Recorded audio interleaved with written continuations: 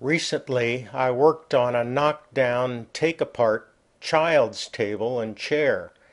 After completing the design of the table, I realized it was 4 inches too long. In my new book, SketchUp Guide for Woodworkers' Traditional Cabinets, I devoted an entire chapter on how to adjust and resize components and models. In that chapter, I show you how to morph an existing arts and crafts cabinet model into an entirely different and larger Stickley bookcase.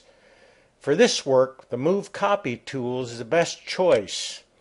With the Select tool, draw a left to right select box around the end of the tabletop. Then pick the Move Copy tool. Start the move along the red axis, type 4 and hit enter. This will shrink the top by 4 inches. Next, select the long stretcher underneath the top. Again, select Edit Component and draw a select box around the end of the stretcher and its tenon. With the Move Copy tool, again, move along the red axis, type 4 and hit enter.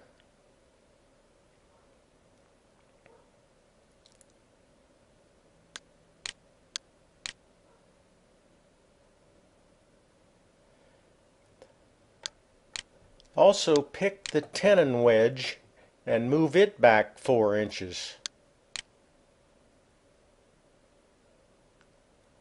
Sometimes I tap the right arrow key to hold the object along the red axis. All that remains are the legs and the connecting side. Select all 3 components by holding the Shift key, then moving this assembly back 4 inches.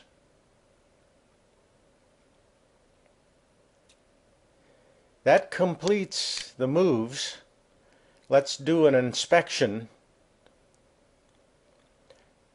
Hide the top temporarily to check the joinery.